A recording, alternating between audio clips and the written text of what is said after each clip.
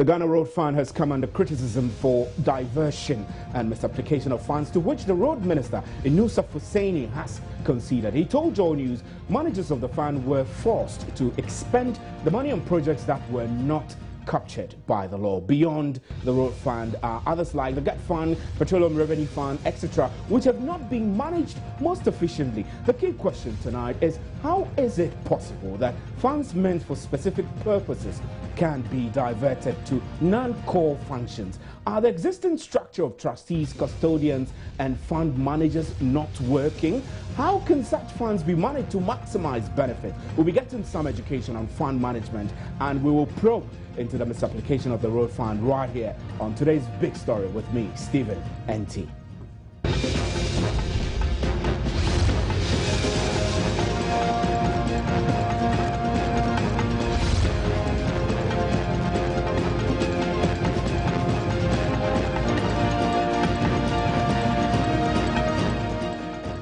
The Ghana Road Fund has generated so much since it was established under the Road Fund Law Act 563. Between 2000 and 2011, 1.2 billion Ghana cedis was generated, but 210.5 million of that was carried forward from 2012 to 2013, increasing the previous year's indebtedness. Now, a special audit report in 2012 cited delayed payments, non-payments, amounts not transferred, and tickets not accounted for as some of the challenges that face the fund. But that's just a scratch on the surface of the challenges facing the Road Fund. So how did it get this bad? Or perhaps it's not as bad as we are. We're trying to get Misapplying Asare on the line, but we will first get to Derek Mensah, who is with African Alliance. It's their private fund managers, to get us some education, really. Derek, I know that when we have private fund managers like yourselves, we get better understanding of what go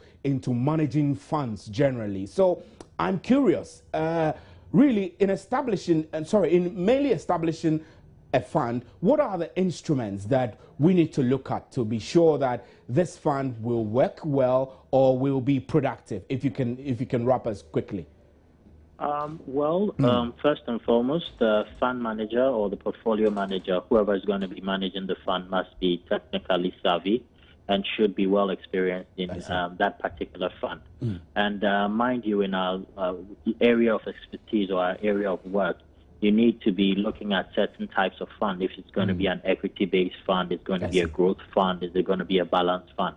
So the investment policy is one key thing that guides the fund manager into how the portfolio is going to be structured. I see. Again, to give investors some level of comfort, there has to be the appointment of a custodian in the case of a mutual fund, or there has to be a trustee, which is the same thing anyway, but it depends on the structure. Okay. What the custodian does is to offer some level of protection for the assets of the fund. I see. And that is to give investors some comfort that it's a custodian looking out for their interests and their funds are not going to be misappropriated. I see. So the instruments that you are asking, I would say that the investment policy, the portfolio manager or the fund manager must be very good and know what it's about. And again, the presence of a custodian or a trustee is key to this. I see. So typically what this means, from what you've just told us, is that anytime you as a private fund manager has a fund to manage, your key concern will be to create wealth for your client. Yes. Just a point of correction, I'm actually not a fund manager. I'm an analyst, which we work in liaison with the fund managers as well. So what the fund does is that it has to be creating wealth, but it's mainly guided by the investment policy and the strategy of the fund. I see. I know that, these funds like the GET Fund and the Road Funds will not be in your purview per se, but if you were, for example, tasked to ensure that a public fund is managed efficiently and used for the purpose for which it is used, your advice will be to do what? Looking at the nature and the history of how our funds have been managed, the public funds have been managed. I would say that the first point I will do is to move it away from government and put it into a private fund. There are several fund managers on the market at the moment. A due diligence can be conducted and assessed And these fund managers have funds that have performed over the years, so their performance can also be assessed. And these public funds can come under some private fund and be managed well. The reason why I prefer to have these funds placed under a private fund manager is the regulations and the restrictions or the order that comes with private fund management. First and foremost, they will need to set up the fund, structure the fund properly, and then there has to be the appointment of a custodian. Now, what the custodian does when this fund is set up is that based on your investment policy, your constitution, and the guidelines, the custodian is going to make sure that the fund manager is buying whatever investment they say they are buying or selling whatever they are saying they are selling. So there's a guideline and there's a structure in place where there's an independent body also overseeing that, and both parties are held accountable for that. So there's a lot more restriction and a lot more structure when these funds are placed under private fund management. I see. I mean, this is very, very revealing. I mean, if we look at the kinds of funds that we have, most of the funds Ghana runs, including the GET Fund and the Road Fund, are set up by trustees. So what you're saying is that if government for example, if these funds were moved to private management, it means that some of the things that are happening, for example, that the fund will be expended to non-core purposes, wouldn't happen with private management. I believe so. I do believe that the Road Fund and the GET Fund do have trustees, but are these trustee bodies independent enough? But when it moves into, when the funds move into a private fund manager, they have the mandate to appoint a custodian that will be independent enough. So that will also be a private custodian or a private trustee. So any of these independent custodians with their experience and the mandate can take over the custodianship of those assets. And they will be able to guide the fund manager or restrict the fund manager to that core investment policy wherever they need to invest and what they need to invest in. And I believe strongly that some of these challenges we are having with publicly managed funds will be curtailed. I see. I'm very grateful that you could speak to us from this perspective as somebody who has experience from the private sector. Now, if we look at some of the challenges that face the Road Fund in a 2012 audit report, which was published by the Audit Service, one of the key things they spoke about as challenges facing the fund were problems with the source. I mean, money not coming in, issues with the money not being paid to fund. So how is it possible when you have a fund like this to streamline so that the money really indeed comes to the fund? I mean, I don't know whether I'm getting the terms correct. In our area, investors are who invest in the funds, the privately managed funds. In the case of the Road Fund and in the case of the GET Fund, these sources are known. So it's a matter of knowing where the source of the cash inflow is coming from, and then knowing exact amount that is coming in at what point. So if the fund manager is up to the task, he or she must know wherever the sources of the funds are coming from, the amount that is coming in, and if there are any delays for one reason or the other, then that reason must be made known to the trustees of the fund or the administrators of the fund. So everything is very open and very independent, and everybody has access to that kind of information. Again, I believe that trying to put in independent bodies, really non-governmental institutions to handle the sources of funds, the custodianship of the funds, and the management of the fund is key to having some of these issues resolved. Right. Because if there are government bodies managing the sources, managing the fund itself, and all that, I'm not saying anybody's in cohorts with anyone, but it's easy for them to manipulate the system to the benefits of government's agenda instead of having an independent oversight over the administration of the fund. All right.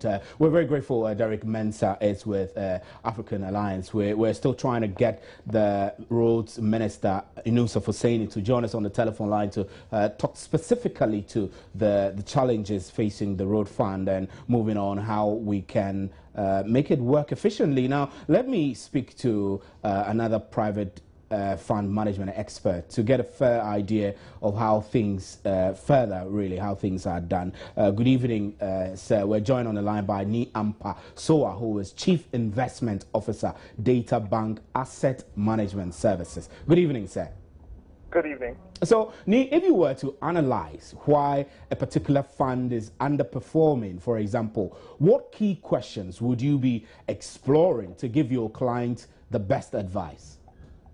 As to how or why it's underperforming, well, for starters, each fund has a mandate. And so by mandate, what we mean is a sort of a universe of investments or securities that they should be investing in. And typically what we say in fund manager parlance, about 90% of the performance could be attributed more or less to asset allocation, or in terms of the breakdown, how you invest those funds. So that, for instance, would be a good start to finding out how a fund or why a fund is underperforming. Right. Now, when we look at the kinds of funds we have, like the Ghana Road Fund and Ghana Education Trust Fund, these are only two examples that come to mind quickly. They are entrusted by a group of trustees, outlining specific instruments or so. But from where you stand, what really go into managing such funds? Well, from our perspective, or ideally, what should be the case, there are a number of players that have to be employed when you're managing funds. So, like you rightly mentioned, there's the trustees who basically will be representing the interests of the people that are contributing to the fund. Right. Then there will be the fund managers, such as like a data bank or an SAS or an HFC Investment Services. They would be employed typically by the trustees, and they will be given a mandate and a list of guidelines that they should adhere to. And then third and crucially, you would have a group called custodians. Now, what custodians do are to hold the assets in trust. Well, they hold it in custody in a sense that they make sure that the funds are actually there, or the assets are there, and they represent, the value is more or less preserved. Now, if you have all these three players operating well and operating efficiently, typically there should not be any issues in terms of leakages or anything. That's because their roles per the agreements and the mandates clearly defined. On the fund manager side, what he would be doing most likely would be to manage the fund by investing it in securities to make sure that the returns are impressive. Right. Now, and the custodian would also be required to make sure that the assets are really there.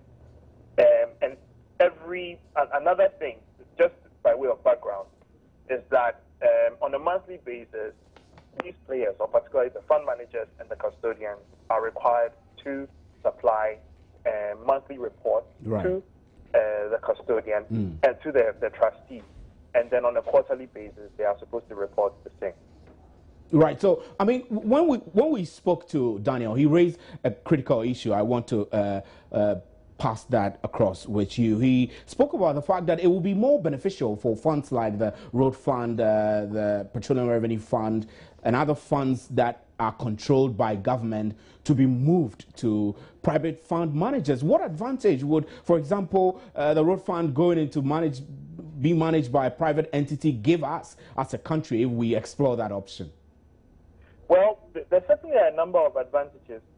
Off the top of my head, I would say transparency, for instance. That would be very key, because at the end of the day, yes, the players in question will be rewarded and will be required to operate within a certain mandate. Another reason I would say would be best practice, really, because if you look at it from a global perspective, we have these players all employed to perform certain functions. If all power relating to fund management, relating to custody of the funds, and to the trusteeship is preserved in just one entity, the tendency for abuse and and misapplication would be very high. Right. So those would be some of the things that I would advocate for. Okay. So I mean, if for example the Ghana Road Fund is misapplied, it means that if a private fund manager was managing that fund, it possibly will be difficult to misapply it for other non-core purposes because there will be enough restrictions and tabs and regulations. I mean, why can't this happen in government-run institutions? I actually don't have an answer to that question. But with the separation of roles, you're right. It becomes more difficult to manipulate or misapply or misappropriate funds with a separation of roles. As to why it's not being done in relation to some government funds. Yeah, that's up to government. That's good as mine. But that said, I mean, there are some regulations. Like if you look at our pension industry, for instance, the structure is such that what I just outlined as best practice actually is being practiced in the pensions industry. And a lot of private fund managers also adopt such a model of having these clear separation of roles so that things will be executed in a proper fashion.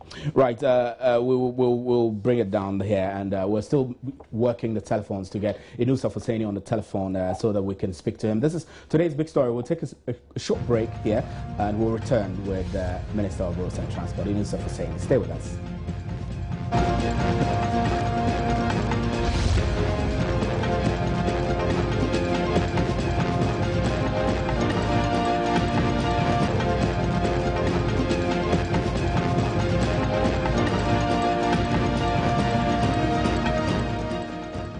Well, we've been trying to reach the Roads and Transport Minister, Inusa Fuseni, who agreed to speak to us, but we've done everything. He's not answering his calls, and we're hoping that he could pick up his call within the next Roads and Highways Minister before our program ends. We've also been trying to reach the director of the the Road Fund, the Ghana Road Fund director. He's also not answering our calls. So although we agreed to speak with these shortly before we came on air. Now, I must let you know that we've been told that the capacity of the road fund could sustain only 30% of the national road maintenance, which is why government has been exploring other options of financial methods to carry out road maintenance in the country. This comes on the back of the fact that there have been instances in which the road fund has been cited for misapplying funds for different purposes, non-core functions. You heard us speak to some of our experts who have recommended that some of these funds should be moved to private equity management so that we can get good value for our money. So my name is Stephen Enti, and we're grateful that you could hang out with us on today's big story. We'll wrap here and we'll be back with an interactive segment.